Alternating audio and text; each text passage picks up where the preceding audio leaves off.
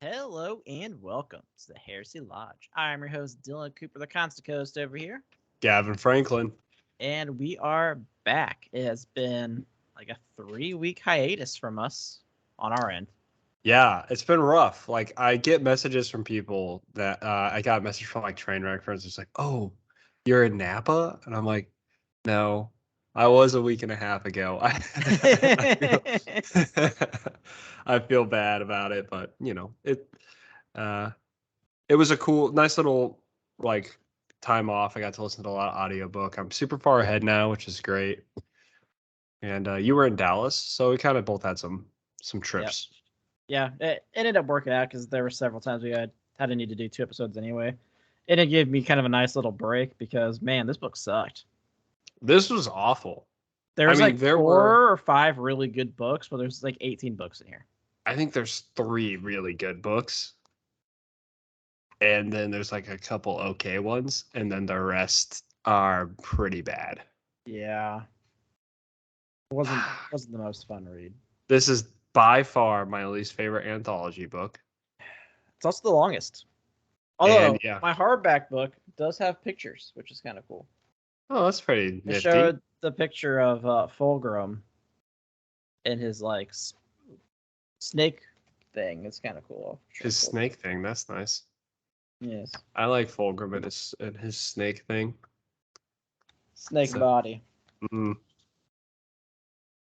Oh yes, very nice. Yes, very imperfect.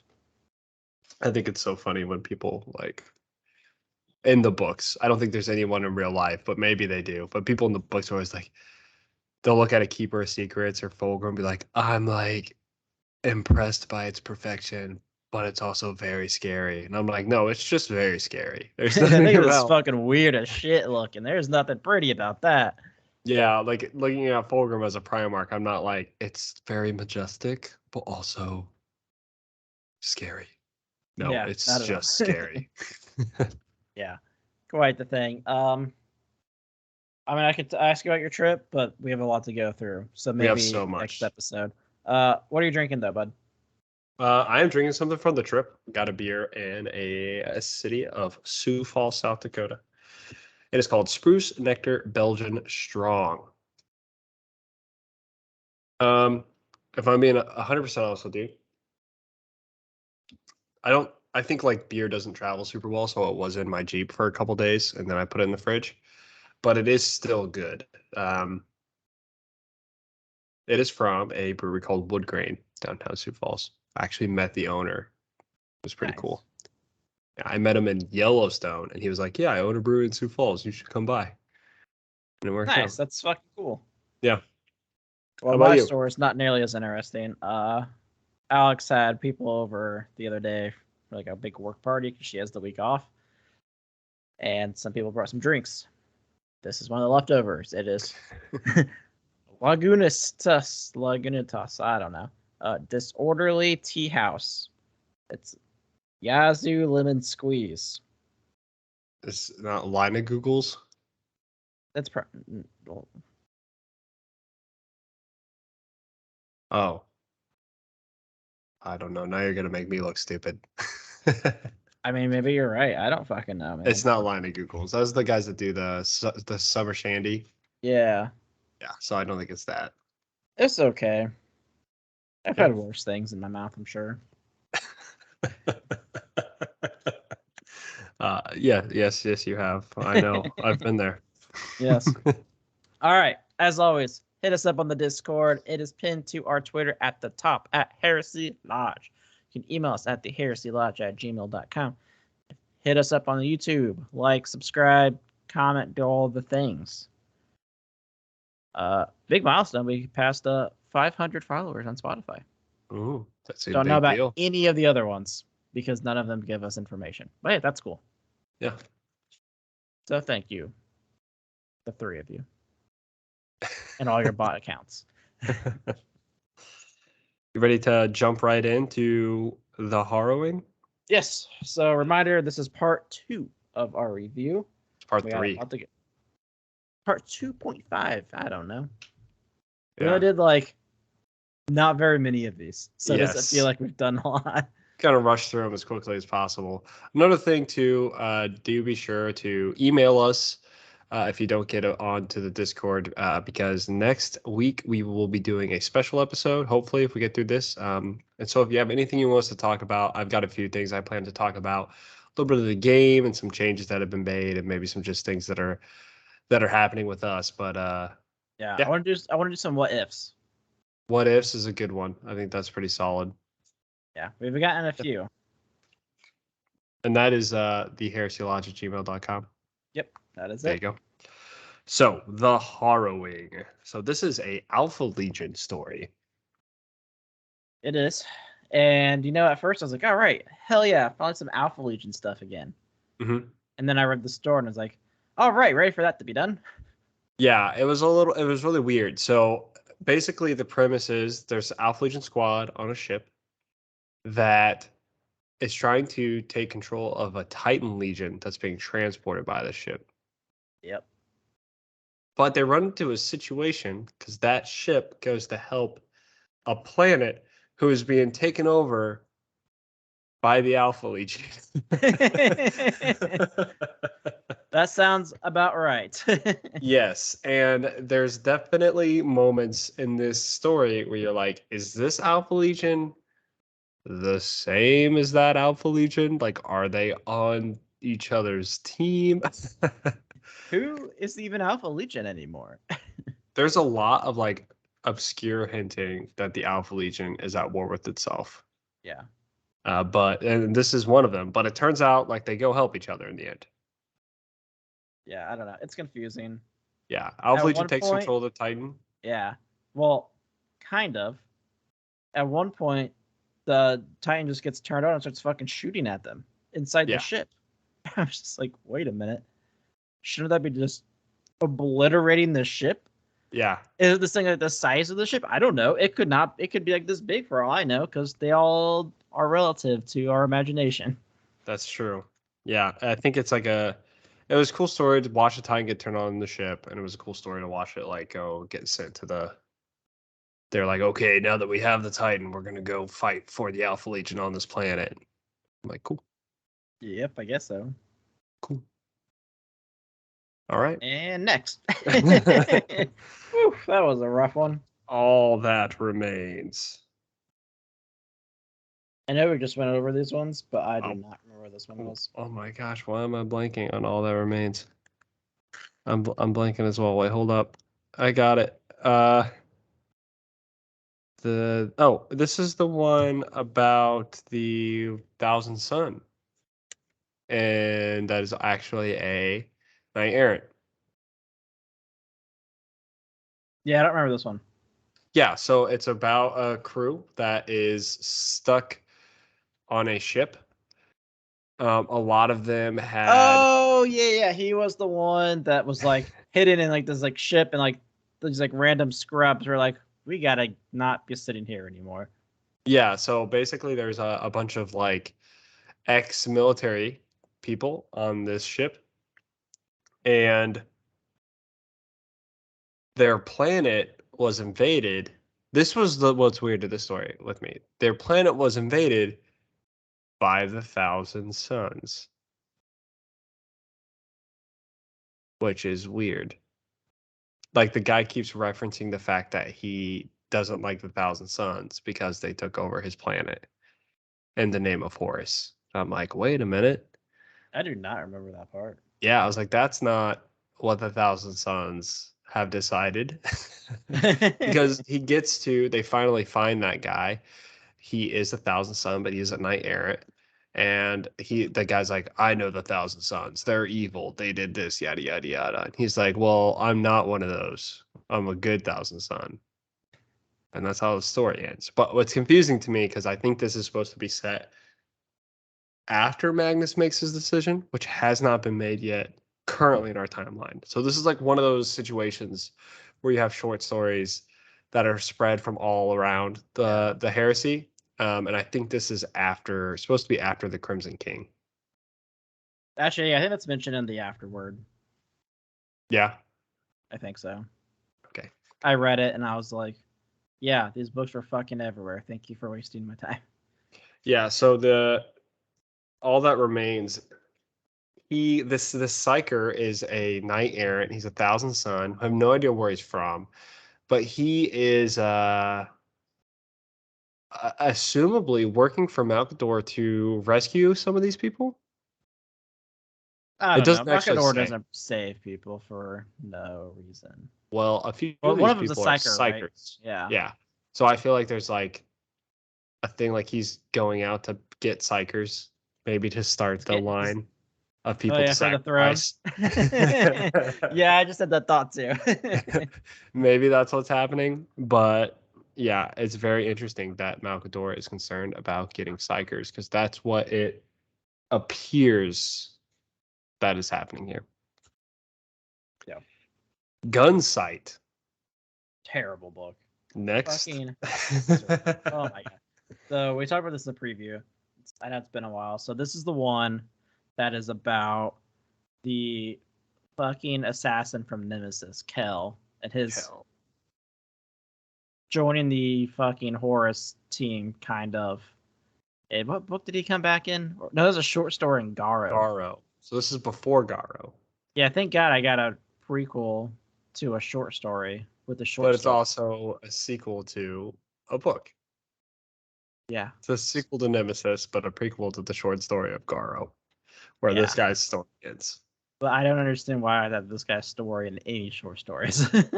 Yeah, so we know he's dead. We actually read Garo out of order, but you had to because there were books in Garo that you absolutely needed to read before the Vengeful Spirit. Man, I still just imagine like the first time like someone read Vengeful Spirit and just like, whoa, Loken's just walking on up. Talking to Lehman Russ, like, hey, what's up, Lehman?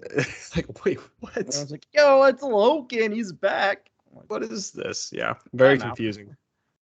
So we know that he's dead. I do think that like he comes back in the last book of Garo, and the last book of Garo is supposed to take place after the Vengeful Spirit because it does talk like it's so annoying because the last book of Garo talks about the death of Iacton, which happens in Vengeful Spirit, and so it's like a big spoiler, but it's also like really weird to not know that Loken's alive. I don't know. It's like it's super. I don't know annoying. what they were doing. But Gunsight is about Kel in the Vengeful Spirit. This was confusing to me because at the end of Nemesis, it seemed like Kel was like launching himself like towards Horus. Yeah, like into the main deck of the ship. But it turns out he just landed somewhere randomly in the Vengeful Spirit. He got absorbed. And then he got bitten by snakes. Yes.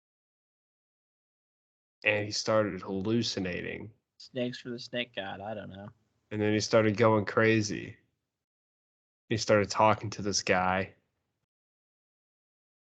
And he was trying to be friendly. He was there during the Vengeful Spirit because he heard like Loken and them running around and fighting. Yeah, like putting marks on the walls. It's like, that's weird. And we're like, that's dumb. And then he gets attacked by robot falcons. And then he kills the guy that's helping him. Do you remember why? It's because I don't know. The voices told him to. Yeah, something like that. The voices told him to kill this guy. So like Kel, who's his main character, and his sister, like he's like all about his sister. Who he fucking abandoned when she was like 6. Yeah, so why does he give a shit? Like loses his mind. I feel like Kel could have had a really cool story, but they decided to just make him crazy and then put a demon gun on his hand and have him fight Garo. For some reason, just keep bringing him up. Like he could have made it. Could have been a really cool story about like imagine Vengeful Spirit and they run into Kel, who's been trying to kill Horus on the ship. Like that would have been cool. Yeah, or I don't know, like he actually crashed the ship and it caused some type of damage, like stalled Horus, or Vengeful Spirit to happen, and maybe instead of marking things, they had like an infiltration point. I don't know. Anything could have been cooler. So they used Kel to stall the ship so Vengeful Spirit can happen so they can mark the ship so Wolfsbane can happen. Yeah, what if we just cut out Wolfsbane and just had Lehman Russ go into the giant hole already in the ship? listen, I want you to go in and mark the ship for me because you know it. Well, why don't you just come with me? I can just like show you. Here's also this piece of paper, and I have it on a tablet too.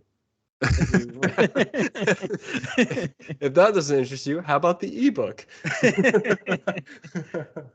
If you're really lucky, we probably have enough time. I can also narrate it for an audio version. Make sure you read Garl first, because it wouldn't make any sense. Yes. You gotta have a prequel. Into with this, with sequels.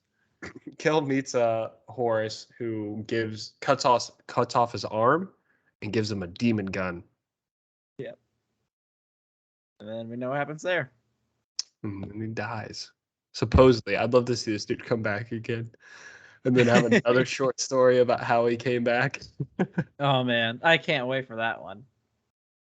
Allegiance. So this is another Thousand Sons book. It is about the Thousand Son member who was rescued on Prospero at the end of Scars.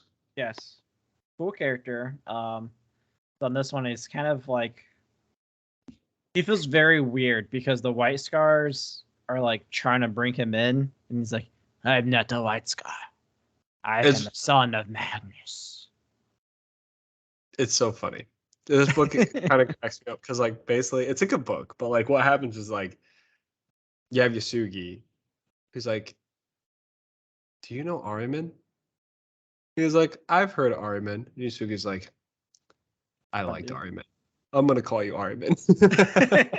That too. And for whatever reason, like, what makes no sense to me is he part of Ahriman's clan? Yeah. How does he not fucking know Ahriman that well? Ahriman seems to be like the dude. Yeah. And like, I think what cracks me up, so like, Yusugi's like giving him these gifts, and he's like, "Listen, like, Thousand Sons are fucked up, but I will let you know, I don't really wish you were Ahriman." But I will let you know, I really like Ahriman. Can you give this note to Ahriman from me? It's just like, that's a real reason he's trying to give him his powers back so he can reach out and find Ahriman. Can you talk to Ahriman now? Tell him I said hi. I got a really big walkie-talkie. You think you can use that to talk to Ahriman? Yusugi's like training this guy and giving him these gifts. And basically, what's so funny about this is like the White Scars are like, "Hey, we respect you. We know that Thousand Sons are bad, but that doesn't mean you're bad." If he was rescued by any other legion, they probably would have just fucking killed him. Yeah, I mean, like Imperial Fist, definitely. Wolves, definitely. Dark Angels, more than likely. I don't know. Fucking knowing the line, he would fucking kill one of his soldiers instead. Oops. Shit, wrong one. Well, I guess you're a Dark Angel now, whether you like it or not. Put that guy's clothes on. You're a psyker, right? Great. More like you. But like, obviously, the White Scars at this point are the best run into. Like, yeah, you could argue salamanders, but there's none to run into. So yeah, honestly, they're kind of assholes right now anyway. Yeah, they're really concerned about Vulcan living. So that would have been really annoying. They fucking got to Prospero. God damn it, we took a wrong turn. This guy boards the ship. He's like, "I don't want to be around salamanders. They're super weird." And there's like 3 of them. They just don't fuck off. Yeah, and then like, there's really not a lot you'd want to run into. So the scars are like perfect. And what's so funny is like they're helping this guy, and this guy's becoming their friends. And all of a sudden, one day he wakes up and he goes like fucking karate mode on all the scars. Like he just snaps, starts like beating the shit out of all these people, goes to a ship, shoots down some people. But before he does that, he has to drop off his tarot cards that he found that were Ahriman's at Yasugi's door. And then he's like, "All right, I can bounce now." The best part is he gets on the ship, doesn't leave, doesn't make it out. And then the White Scars, who literally any other legion at this point would kill him. Yeah, that's like, bro, what the fuck? I thought you were Ahriman. Come on, man. How else are we gonna find Ahriman if you aren't here to talk to him? I need to talk to Ahriman. He's so cool. It's a really interesting story, but You gotta give the props to the scars for just being normal motherfuckers and like, for not passes holding grudges. jujitsuing his way through all of their men. They're actually like not even passed out. They're just like, well, that was weird. Why'd Ahriman do that? Yes. Just everyone thinks he's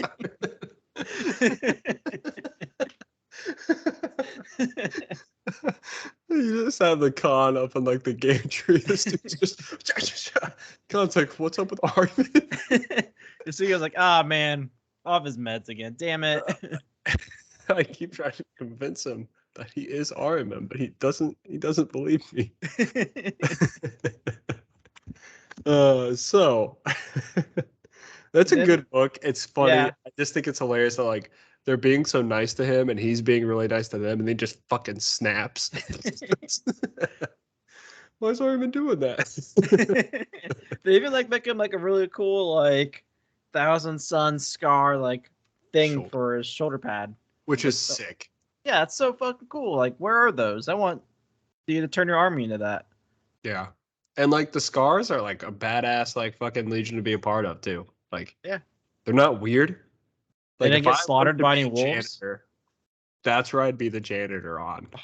Man, even just be like a remembrance or anything, like scars are like A+ for you to go to. Yeah, literally. Yeah. Like, they fuck off from all the politic bullshit. They're cool with you being yourself. They even like art and stuff too. So like you could literally just be like whatever.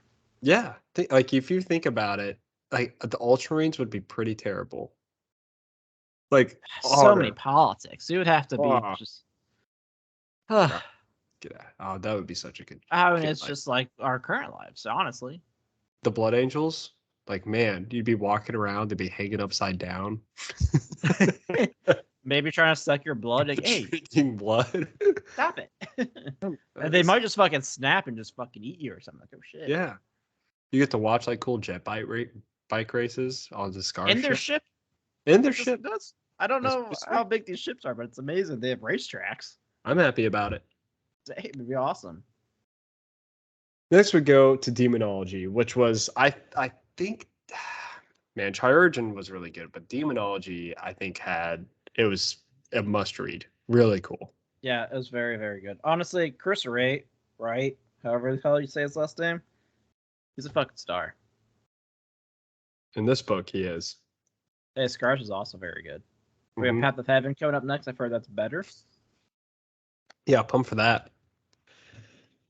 Demonology is about Mortarion, which originally I would think would be terrible. And Mortarion starts off by being a whiny bitch. Shocker.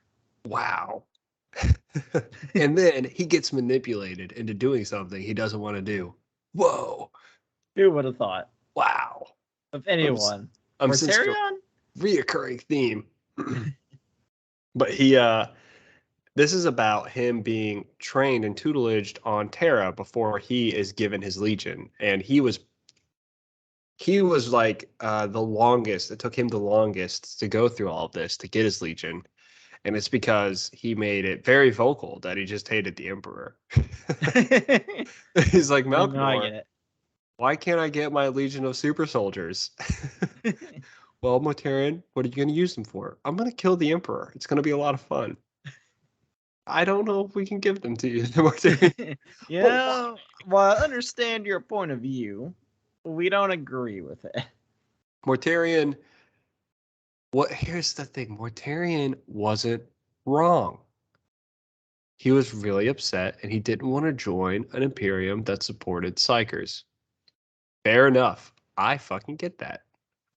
Yeah. I totally, it's like, yeah, sure. So what we come to find out, which is super fucking interesting, is Mortarion was told, in order to be convinced to join the Crusade, was told about the Council of Nicaea, that it was a plan that the Emperor had. So we got confirmation in this book that the Council of Nicaea was a thought of notion. It wasn't because of Lehman. It wasn't because of Mortarion. They were already building it. Yeah, they were constructing the planet. Yeah, they like fucking showed him the planet. Like, this is what we're doing. He's like, So very interesting thoughts on that. It makes me think a lot. It really makes me question like what all was part of the Emperor's plan. Yeah, because this makes sense. Like, we were led to believe that Nicaea happened because Magnus was overstepping. And it was only for Magnus. A lot of it makes me wonder whether or not the flesh change was on purpose. That'd be interesting. Because I would like to see which order, whether or not Magnus was discovered before Mortarion. I can look it up real quick. Because what's interesting is like, if the Emperor created the flesh change on purpose, it was a way to create Magnus and give him a legion that eventually disappeared, and he could use Magnus to power. Magnus was before. I think that might be the possibility here. I think the Emperor created the flesh change as a way to give Magnus the legion, but eventually killed him. And they could still use Magnus for his power to create the Webway project. Yeah. So he could sit on the throne and do that. But when Magnus made the deal with Zinch to cancel the flesh change, I bet you that's when the Emperor was like, we need backup plan, Nicaea. That's very interesting. Decent possibility there. I mean, genocide's definitely not out of the Emperor's wheelhouse. Oh, absolutely not. He killed a lot of Thunder Warriors. Mm-hmm. And I mean, he's also killing millions and millions of civilians daily, probably. Oh, yeah, just for fun. But the other side of this is what's interesting about Mortarion's character. What I love about Mortarion's character is how poetic it is, in the sense that he has essentially 100% became what he hates. Yeah, I'm pretty sure it's even talked about in this too. Yeah, because That he during hates this his time, decision. he's having a flashback about this, but during this time, like in real time, he is invading a planet, killing everybody to capture a girl that's possessed by a demon.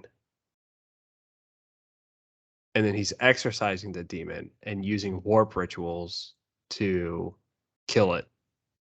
Yeah. So like he's obviously practicing warpcraft, and it is told that obviously shown that Mortarion knows and has found out that he is a psyker like every other Primarch. Yep. And he fucking hates it. He does, but he believes that he's like, oh, okay, I'm just gonna master it. I'm just gonna do better. I'm gonna beat it. And obviously he just becomes a part of it like everyone else. Yeah. I mean, at the end of the day, if that's his whole thought process, he should have just been on the group that decided on the librarians. Yeah, and I always wondered, like, why do you think Mortarion turned? Because obviously he knew Nicaea was going to happen. Nicaea did happen. He wasn't aware of the Webway project, but doesn't like I don't understand. Like he was on board with joining after knowing about Nicaea. Then Nicaea happened. He had this whole argument that it didn't mean anything, but it did. Lehman Russ was sent to bring Magnus in for breaking the council. Yeah. So I still don't understand why Mortarion was so opposed, unless I think Mortarion was really just so prideful. He was like, I need to be the leader. Yeah, I don't know. Mortarion's just such a weird character, and like his like how he grew up and stuff. Just is like, yeah, man, sucks for you. Get Just over it. everyone else as well. Yeah.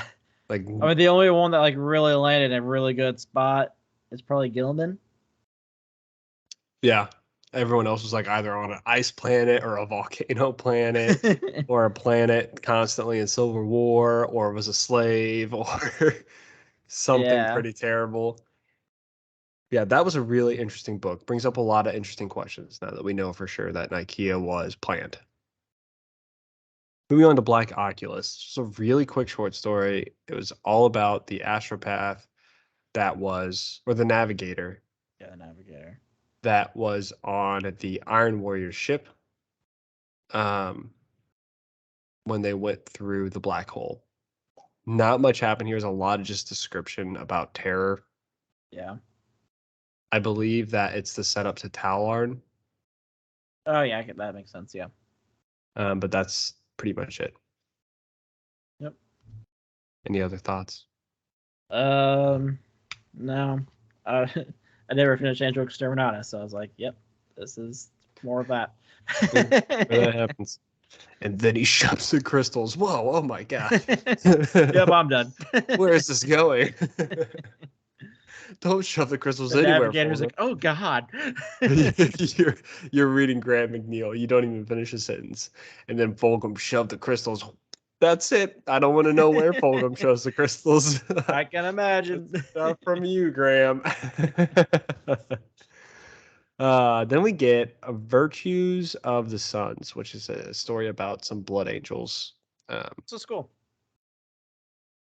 Yeah, so it starts off with him and Horace having a discussion about whether or not they should teach their sons. Something like that. Yeah, I can't remember the exact debate, but it was basically whether or not they should like be teaching their sons or they just let them like be their way. And so Sanguinius is just rocked by this and wanting his sons to be better than what they are. So you have Escalon, who is his sanguinary guard captain, and you have Amit, the flesh terror, and they fight in two different ways. Amit is just like this aggressive, angry motherfucker, and Escalon is this like by the book, Yeah, calculated, calm person. So they the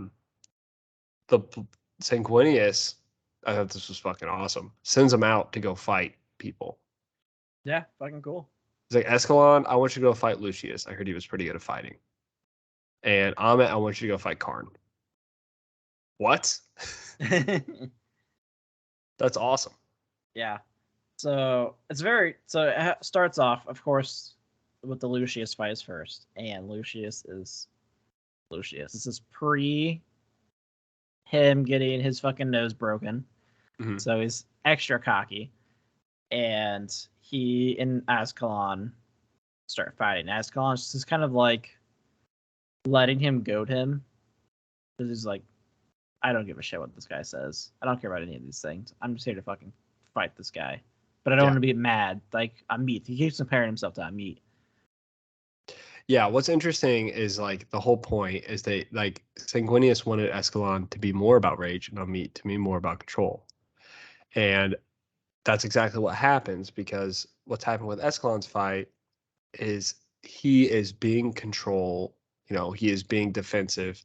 But Lucius is such a skilled fighter that he's like, I can beat that. He's going to beat everybody that fights that way because he's just better at it. Yeah. So Escalon at the end he loses. He fucking tackles his ass like over a fucking cliff. With this like rage in him, he brings him over the cliff, and it's like Lucius is so pissed off, but he takes away the glory of Lucius, which is always fun to do. Yeah, he's like, I don't give a shit that I lost, but no one fucking saw you won, so I don't give a fuck. Exactly. So Lucius has to like come up and be like, yeah, guys, I won. I totally did. But yeah, I cut his cheek. But it healed already. Yeah. Right. So it was just like this. It was a really cool moment where it was like, yes, Lucius would win that battle. We all know this because it's Lucius. But it's cool to watch Escalon kind of grow, even though I think he's the most annoying blood angel, but it's fine. Yeah. And then we have Amit versus fucking Karn. Wow. What a badass fight. For real. I mean, honestly, this was very like eye-opening to me when I thought about like the Blood Angels and the World Eaters. They are very similar. Just one, their anger is just like manifested through the nails. Where the other one is literally like who they are. Like they have this fucking like other side of them that once that's out. You think about the angels, you really do think like Escalon and Amit are like perfect. Because they have both the poise and the control and the rage. Yep.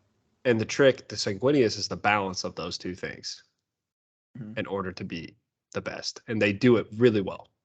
Sanguinius does it perfectly because he's perfect. Yep. But yeah, this fight, it's one of those things when you read, you like remember where you are when you read it. I don't know. Like I was just so into it. I remember I was driving in Montana and I had the audiobook on and just like they're like getting the weapons off the rack and they get like a club or like wrapped in nails and then Kara gets like a cleaver. Yeah. It's just like what? And they just go to town beating the shit out of each other. And what ultimately does it is Karn loses himself to the nails, and Amit is like getting the shit beat out of him. But he realizes in order to win, he has to wait for the perfect time to strike. Yeah.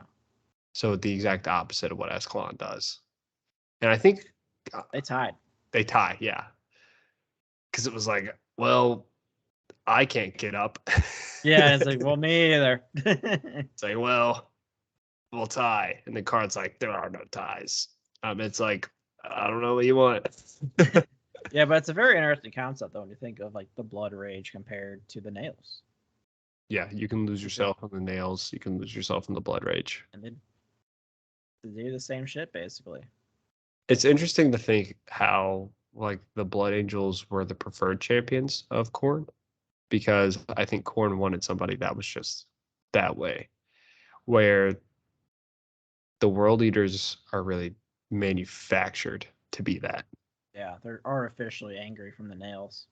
Yeah, and not just inherently based off of their gene seed or whatever.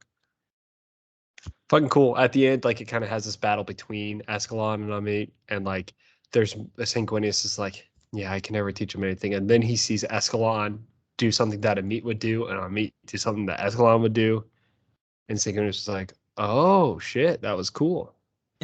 Look at me, I'm a good dad. Damn, I'm Where's Ahriman? killing this Primarch thing. Where's Ahriman? And he thousands the sun now. Ahriman? God damn it. Look, check it out. It's Ahriman. Oh shit, there he is.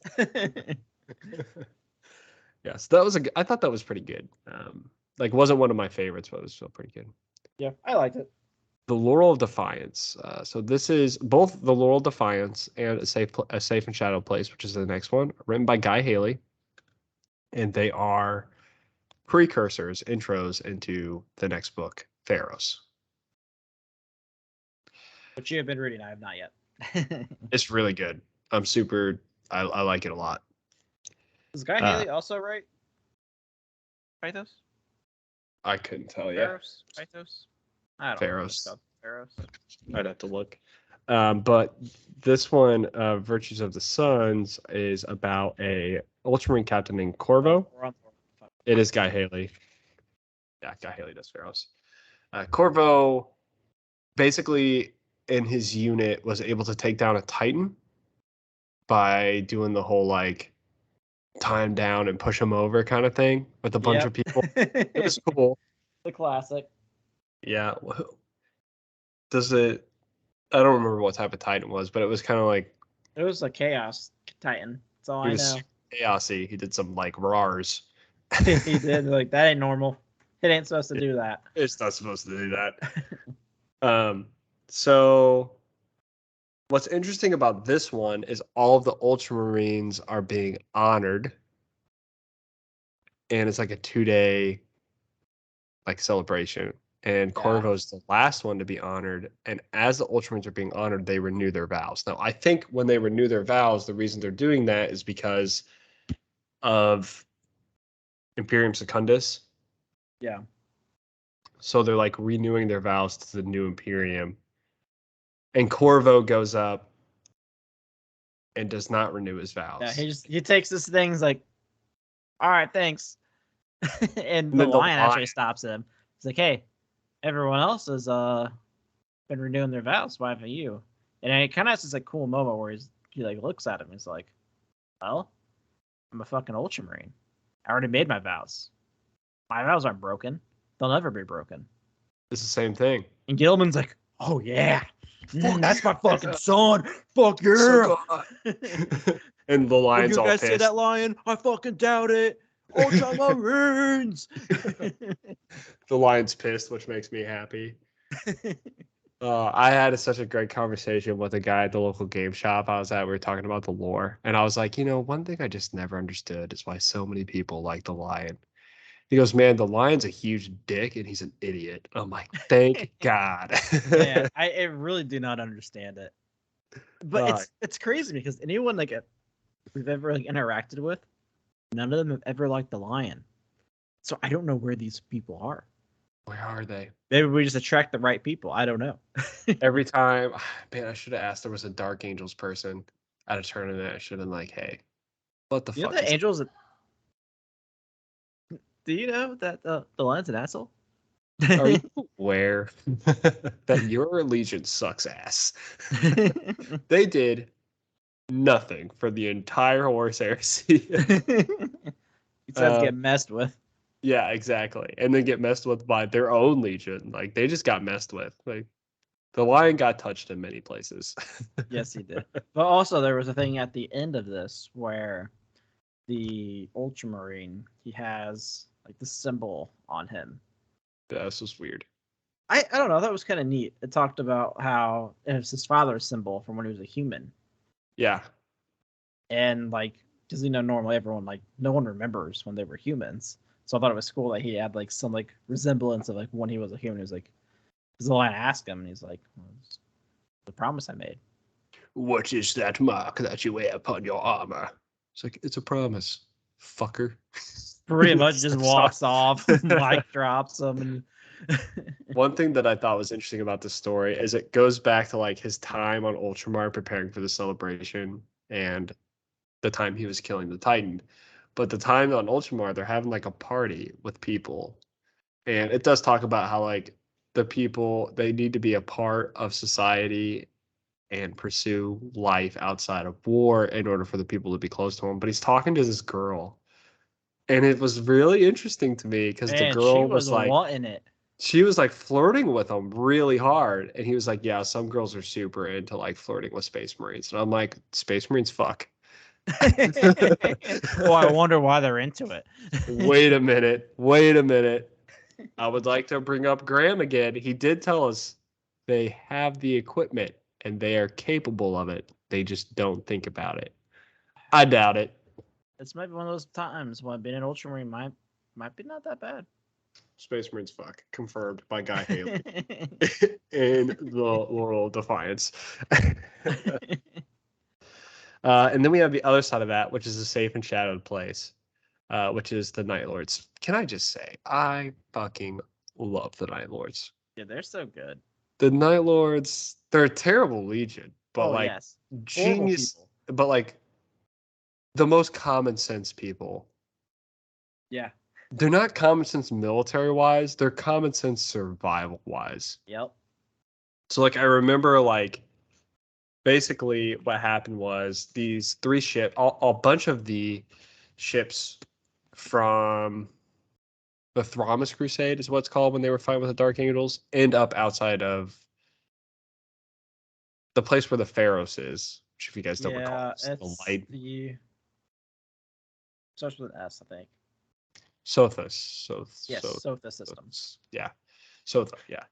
And they've all been like repairing their ships, and as each one prepares, they just like leave. Yeah. And there's like the last one left, like trying to get repaired, and the other two captains from two other ships come in. They're like, "Hey, we're about to head out."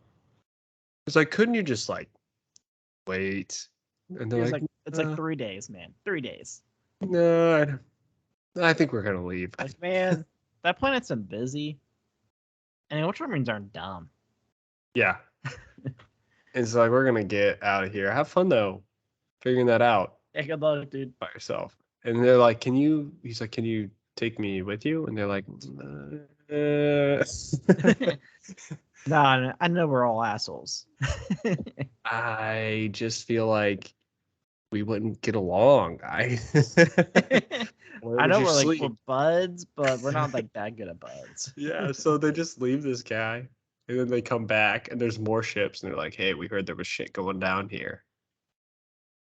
And they're like, and it's the dude that Sevatar had put in charge. Yeah, and what's really funny is like he shows up and he's like, "Hey, like we're definitely here to kill you and take all of your resources." Yeah. And the guy's like, wait. There's something really cool going down here at Sotha. And they're like, I don't know. I think we really want your resources. Like, wait like 10 minutes. So And they you'll see. wait. Something happens. And they're like, okay, fine. That's a we'll bright invade, light. we'll invade Sotha, which has the Pharaoh's light on it. And that's the lead into Pharaoh's, which is a phenomenal book so far. There's a whole thing. So, like, these Night Lords are obviously invading Sotha now. And there's a whole scene in Pharaoh's, not to spoil anything, but like if you recall from the Unremembered Empire, when the lion goes to Sotha, he tells Gilliman, he's like, hey, the best way to defend it is to not draw attention to it. Except for it's a giant fucking light. Yeah. It's a freaking lighthouse. So a bunch of people show up. And Gilliman's like, fuck the lion. What a Why did fucking I idiot. I trust that can't guy? believe I listened to that dumbass. D'Antioch's like, oh, come on, man. I'm way too old for this. It's so funny too because like D'Antioch, it talks about in the book how like D'Antioch and Pollux, who are both on Sotha now, you know, an Iron Warrior and Imperial Fist, masters of siegecraft, told Gilman they were like, I get what the lion's saying, but actually I think the best wall is a wall. Trust me, we're really good at building those. Like that's our entire thing. Like you should not listen to the lion. We think he's an idiot. And the D'Antioch's like, he gave a bunch of siege weapons to my dad. He's a moron. But Gilliman listened to him, and turns out it didn't work out really well. Like, oh man, the lion's so stupid. And it's so funny that Gilliman does specifically mention that like Pollux and D'Antioch were like, that's not a good idea. Like the lion's talking to Gilliman off to the side. Yeah, you should just not leave anything here. They won't know about it. D'Antioch's like, hey, not a good idea. Come on, man. So that was an interesting little book. Then we move on to some Emperor's Children's stories. Yes, and these are interesting. Nick Kime writes them, our Salamanders guy, and he does a really good job. Yep. So we start with Imperfect. Cool. It was pretty short. Yeah.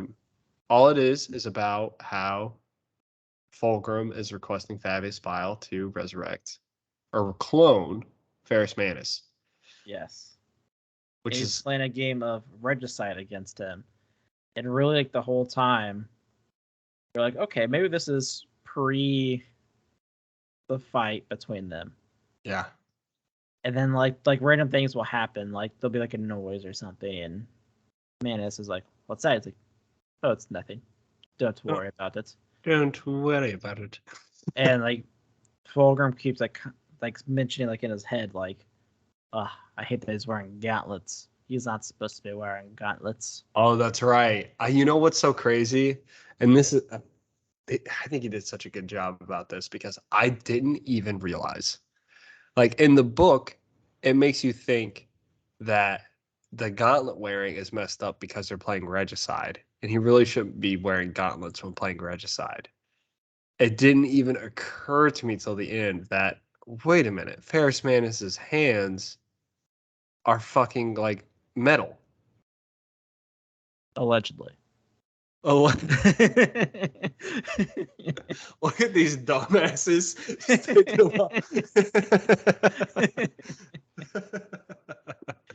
Yeah, flesh is weak. Fucking weirdos.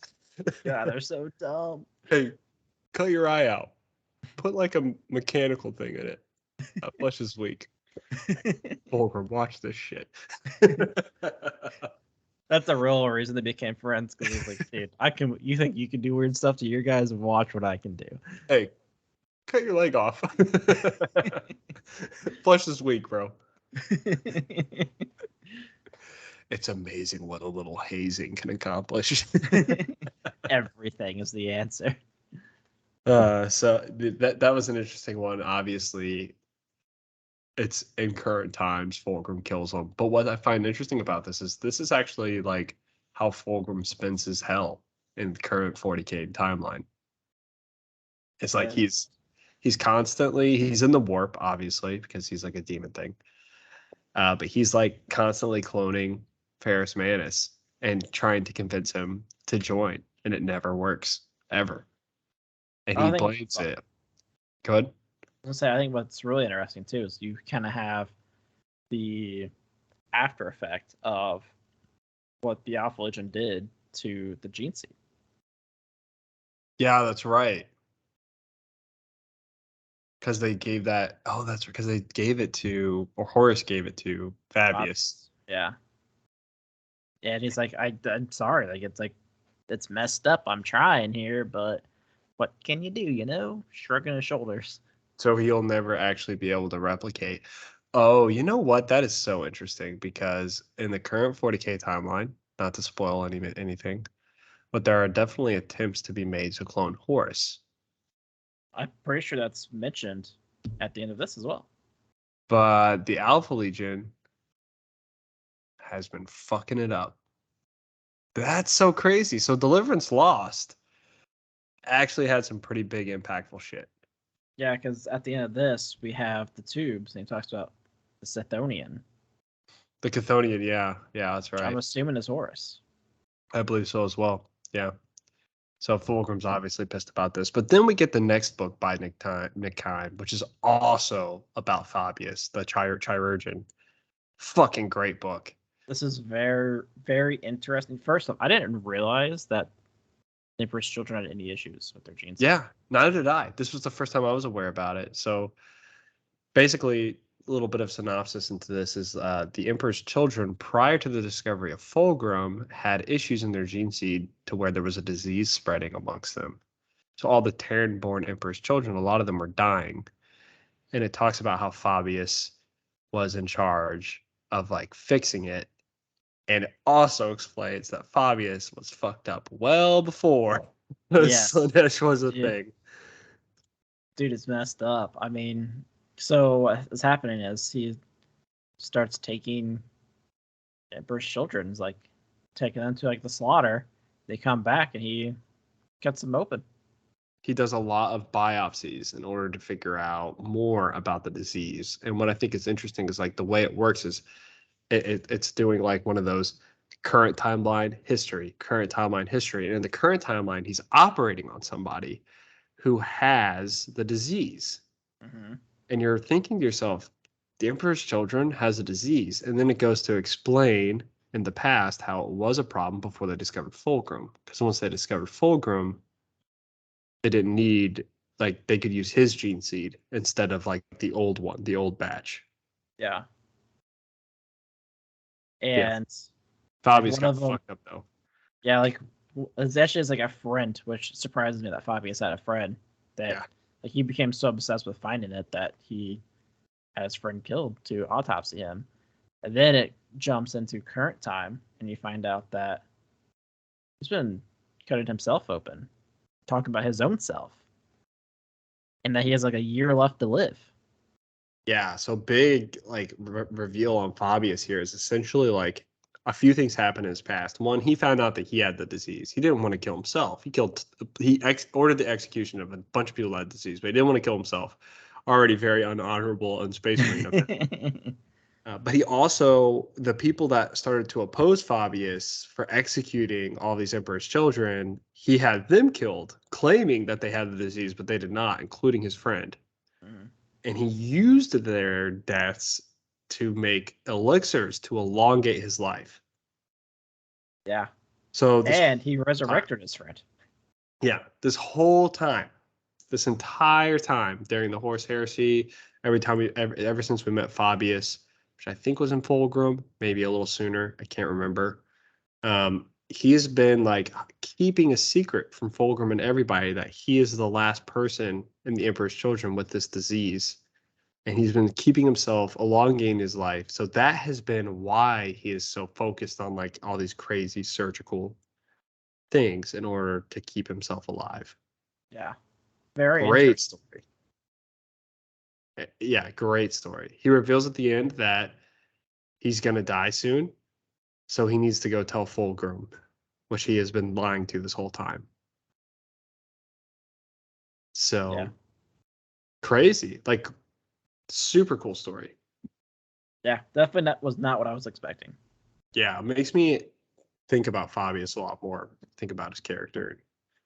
Respect, not necessarily respect him, but he's more interesting Yes. now that he has And that then backstory. he's not just some like mad scientist, like he has a A reason. purpose. Yeah. Next, we move on to another story about a character that obviously he was important. I didn't really think about that much, and that is Twisted by Guy Haley, and it obviously is about Malagers. And this was kind of interesting to me. It made me respect Malagers a lot more. So essentially, what's happening is like, ever since Horus sided with Chaos, things are getting a little more chaotic.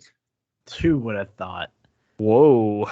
Also, what really surprises me is that they have a bunch of just Davinites living on the Vengeful Spirit. Yeah, so these are Davinites from like that Erebus brought on after Davin. And even once they skinned Erebus's face off, the They're like, yeah, Davinites that was cool. continued to chill. But the big thing with like Malkador, or not Malkador, with Wow. Malagurst, who is like the traitor version of Malkador, essentially.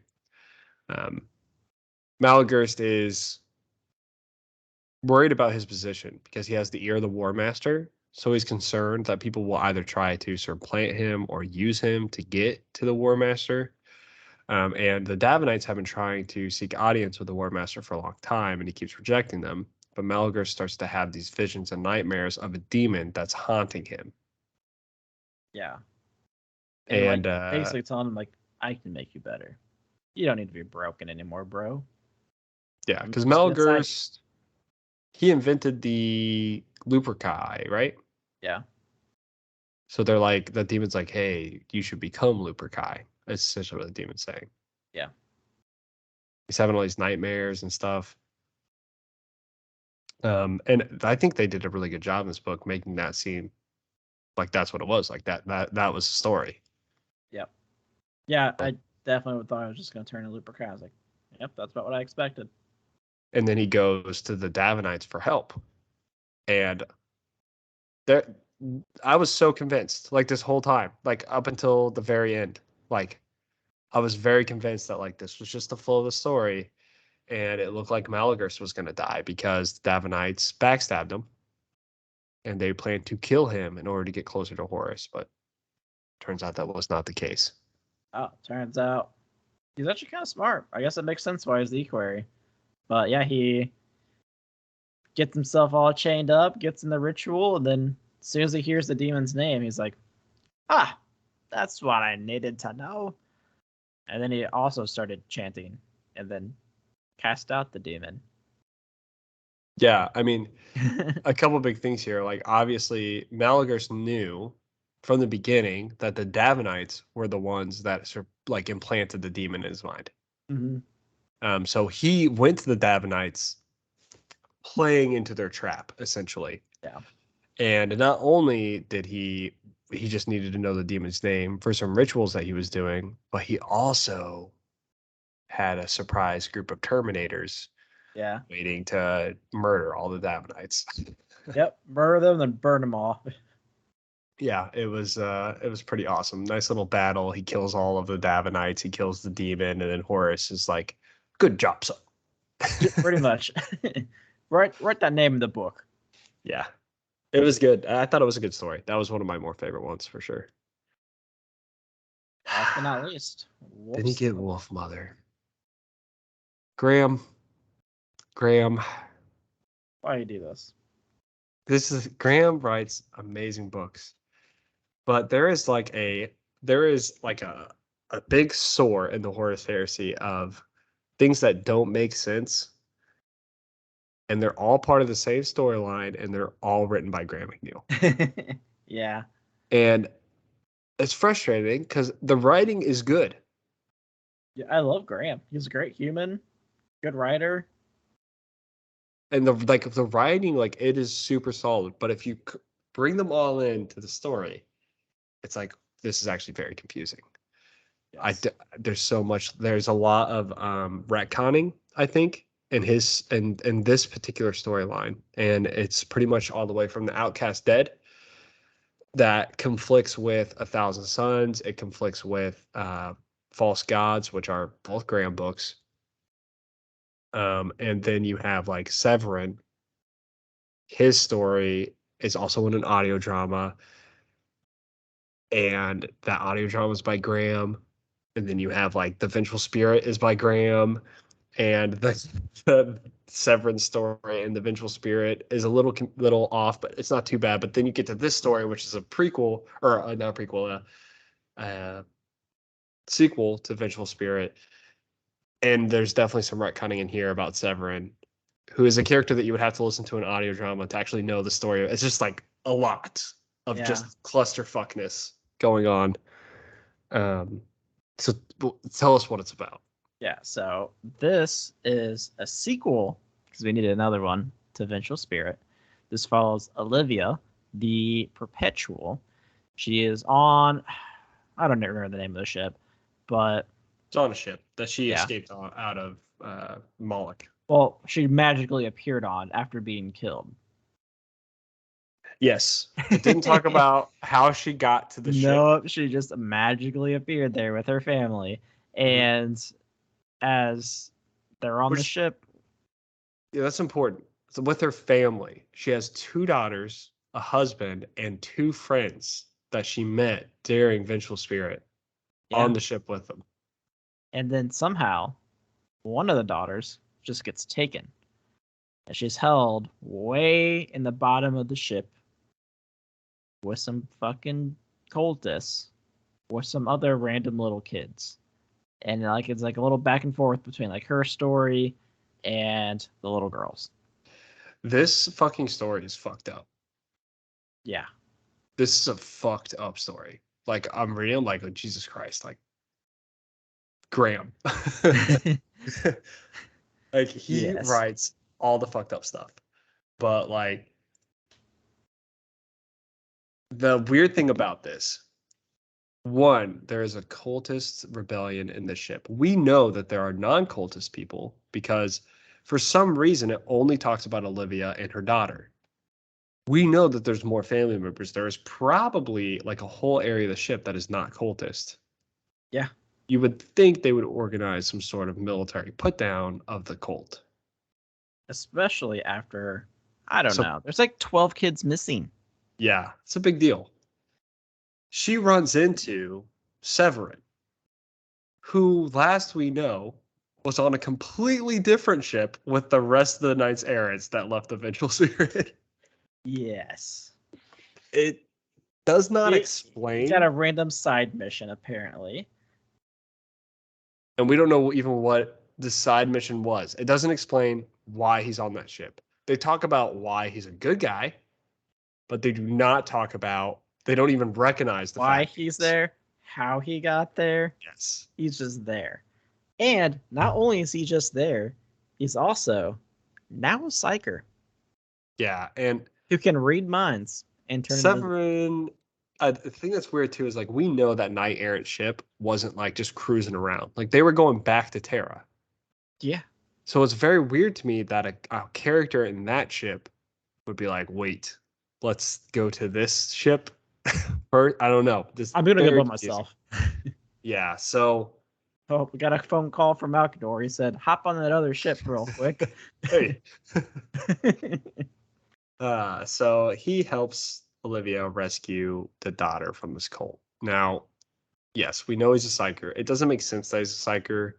In Outcast Dead, he is with a psyker who never acknowledges the fact that Severin could potentially be a psyker. And Rubio that's like never mentioned it. Yeah, Rubio was with him the whole time in Vengeful Spirit. Heck, you think if he was like that good of a psyker, he could have also have helped protect them when they were in the Vengeful Spirit being attacked. Yeah. I think too, like, I don't know, maybe we're missing that audiobook, but the audiobook with the detour. Yeah, I don't know. Quick, drop me off real fast. Well, the audio drama is about Yagasani chasing him down. Yeah. But maybe it reveals that he's a psyker there. I don't know. You can But make it- I don't know. anyway, the fucked up part of this book is these kids are being sacrificed to a demon, and man, it's described.